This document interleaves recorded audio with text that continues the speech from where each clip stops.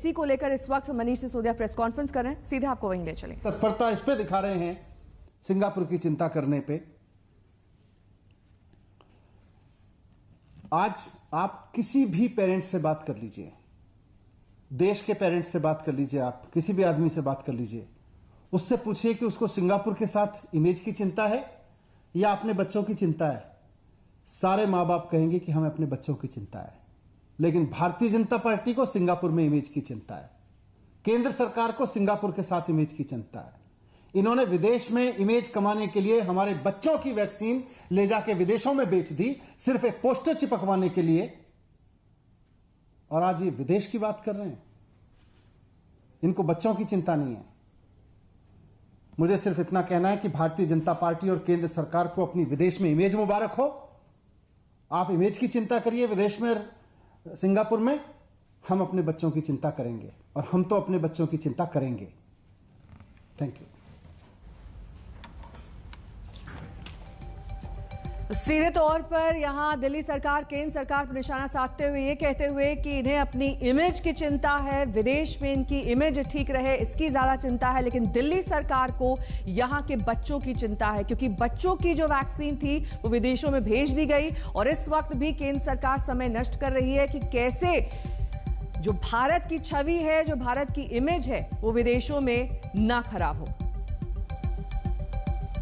Wave में जो अगला स्ट्रेन आएगा उसमें बच्चों को खतरा हो सकता है, ऐसी चारों तरफ से खबरें आ रही हैं, लेकिन हम आज बात को समझ ही नहीं रहे।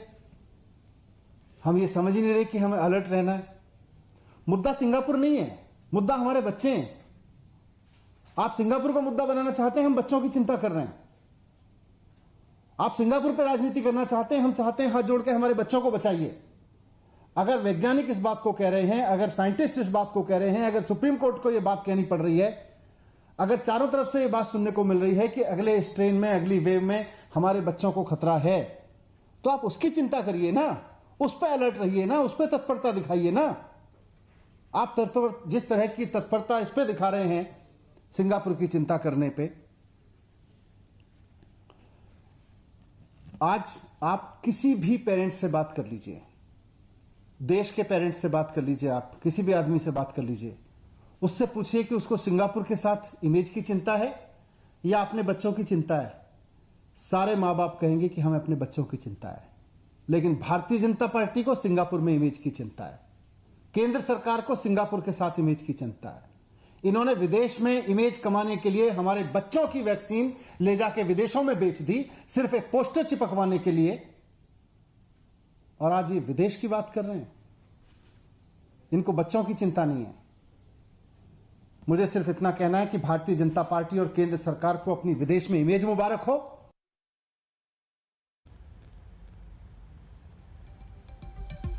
दरअसल अरविंद केजरीवाल ने एक ट्वीट किया था जिसमें उन्होंने ये लिखा था कि सिंगापुर से आया स्ट्रेन बच्चों के लिए बेहद खतरनाक साबित हो सकता है।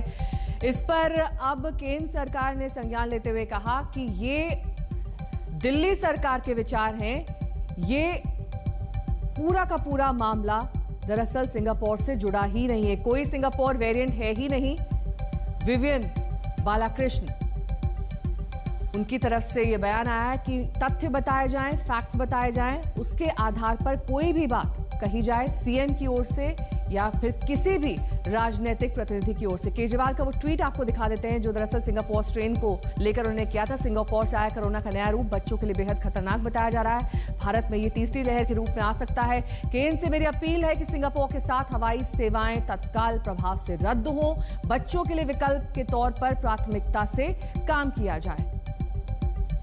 वहीं भारत के विदेश मंत्री एस जयशंकर ने क्या कुछ कहा, उनका कहना है कि कोविड से जंग में भारत और सिंगापुर मजबूत सहभागी रहे हैं। सिंगापुर ने भारत से आगे बढ़कर सहयोग किया है। कुछ लोगों की गैर जिम्मेदाराना टिप्पणी से इस रिश्ते को नुकसान हो सकता है। दिल्ली के सीएम की राय को हिंदुस्तान की राय न माना जाए।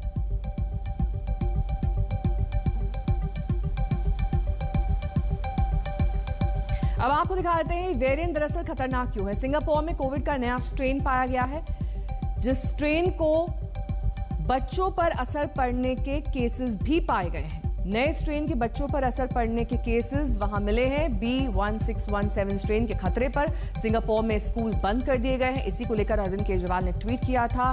तब उनसे तथ्य मांगे गए थे, फैक्ट्स मांगे गए थे और ये कहा गया था कि इसे भारत की राय